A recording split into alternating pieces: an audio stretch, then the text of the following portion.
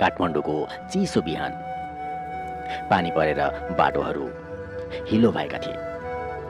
सहरको भिडभाड बीच हर्ष एउटा सानो क्याफेमा बसेको थियो। हातमा नोटबुक, आँखामा केही अधुरा सपना। उसकै नजिकको एउटा टेबलमा एउटी युवती थिए। सेतो कोट, रातो लिपस्टिक अनि हेरिरहने आँखा। उसले सोधी, "एक्सक्युज मी, यो सिट खाली छ?" हर्षले मुस्कुराउँदै जवाब दिए, "हो, खाली छ।" त्यो पहिलो नजरमै उसको मनले केही महसुस गर्यो। सायद कथा यहीँबाट सुरु भयो। केही दिनपछि हर्ष फेरि त्यही क्याफेमा पुगे अनि फेरि उही युवती त्यहीँ भेटिन्। उनले हाँस्दै भनिन्, "तपाईँ फेरि यहाँ?" हर्षले जवाब दिए, "सायद भाग्यले फेरि भेट गरायो हाम्रो।" त्यो दिन उनीहरू बीच धेरै कुरा भयो, किताब, सपना र जीवनका गल्तीहरू। अन्त्यमा हर्षले सोधे, "तपाईँको नाम के हो नि?" उनले मुस्कुराउँदै भनिन्, "आर्या।" "अनि तपाईँको?" "मेरो नाम हर्ष हो, तर तपाईँ कवि भनेर बोल्न सक्नुहुन्छ।" त्यो नामसँग एक नयाँ सम्बन्धको सुरुवात भयो। दर्शकबिन, अब हर्ष र आर्या बारम्बार भेट्न थाले। कहिले बिहानको कफी, कहिले बेलुकीको घाममा उनीहरू कुरा गर्थे। आर्याको हाँसोले अब हर्षको जीवनमा रङ ल्याएको थियो। एक दिन आर्याले भने, "तिमी साँच्चै राम्रो लेख्छौ हर्ष।" हर्षले जवाब दिए, "तर तिमी बिना शब्दहरू अधुरा लाग्छन्।" यो संवादपछि उनीहरू दुवै मुस्कुराए। त्यो हाँसोले माया बाँडेको थियो। एक साँझको कुरा हो। सूर्य अस्ताउँदै थियो। आकाश सुनौलो र रातो रङमा रङ्गिएको थियो। आर्या हर्षको छेउमा बसी। हर्षले बिस्तारै भन्यो, "आर्या, मलाई तिमी धेरै मनपर्छौ।"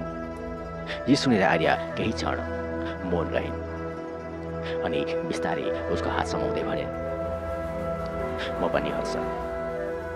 त्यो क्षण हावा न्यानो अनि मुटु धड्किने अनि संसार शान्त लाग्यो।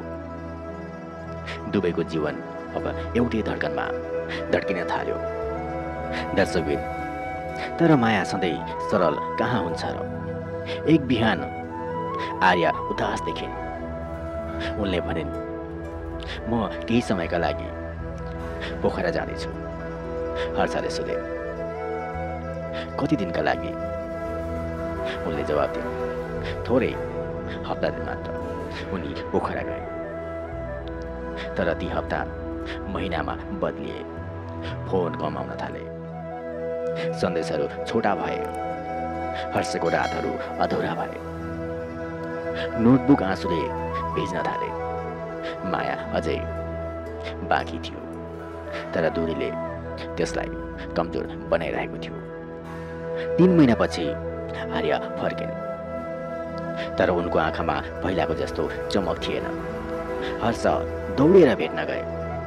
"आर्या, म तिमीलाई धेरै मिस गरिरहेको थिएँ।" आर्याले हाँस्ने प्रयास गरिन्। "हर्ष, माफ गर, मेरो घरले मेरो विवाह तय गरिदिइसकेको छ।" त्यो सुन्दा हर्ष केही बोल्न सकेनन्, न रुन सके न केही बोल्न। उनले मौन रहे। उनले सोधे, "तिमी खुसी छौ?" आर्याले भनिन्, "खुसी भन्ने प्रयास गर्दैछु।" त्यो वाक्यले हर्षको मुटु चिरियो। त्यसपछि आर्या पोखरा फर्किन्। हर्ष फेरि त्यही क्याफेमा फर्कियो जहाँ पहिलो भेट भएको थियो। तर अब टेबलमा 2 कफी थिए, तर अर्को टेबलमा कोही थिएन। उसले नोटबुक खोलेर लेख्यो, "माया भन्ने कुरा भनिरहनु पर्दैन। कहिलेकाहीँ मौनतामै सबै कुरा देखिन्छ।" त्यो दिन उसले आफ्नो आँखाबाट बग्ने कथा लेख्यो, जुन बुझ्न नसक्यो माया थियो। 5 वर्षपछि हर्ष सफल लेखक बनिसकेको थियो। उसको किताबहरूमा सधैँ एउटा नाम दोहोरिरहन्थ्यो, त्यो थियो आर्य। एक दिन कार्यक्रममा एक परिचित आवाज आयो, तिमी अझै पनि माया लेख्दैछौ हर्ष। हर्षले फर्केर हेरे, ऊ दिन आर्य। उसको हातमा सानो बालक थियो। आर्यले भने, तिमी राम्रो लेखक बनेछौ।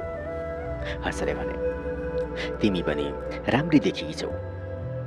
तर उनीहरू दुवै बीच आँसु झल्किरहेको थियो। उनीहरू बीच गुनासो त कुनै थिएन, बस सम्झना मात्र थियो। त्यो रात हर्षले अन्तिम पत्र लेख्यो आर्यका लागि। प्रिय आर्य, तिमीले मलाई माया सिकायौ, तिमीले नै बिछोडको अर्थ बुझायौ। म तिमीलाई आज पनि कुनै दोष दिन सक्दिनँ। माया त तिमीले देखाएको बाटो हो जसबाट म लेखक बने। यदि कुनै दिन तिमीले मेरो किताब पढ्यौ भने याद राख, त्यो प्रत्येक शब्दमा तिमी छौ। त्यो पत्र उसले कहिले पोस्ट गर्न सकेन। त्यो पत्रलाई आफ्नो पुस्तकको अन्तिम पृष्ठमा राख्यो सधैँका लागि। वर्षौँ बितिसकेको थियो। एक बिहान हर्षले बिहानको कफी पिउँदै रेडियो खोलेको थियो। रेडियोमा आवाज आयो, आज हामी पढ्दैछौँ प्रसिद्ध लेखक हर्षको कथा, बुझ्न नसकेको माया, जसमा उनले आफ्नो जीवनको साँझो प्रेमको कथा लेखेका छन्। यो सुनेर हर्ष मुस्कुरायो। बाहिर हावा चल्दै थियो।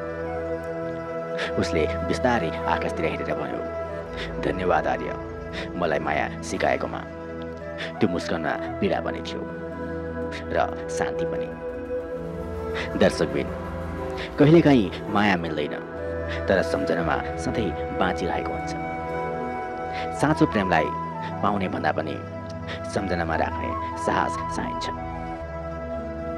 दर्शकबिन, यो कथा हजुरलाई कस्तो लाग्यो?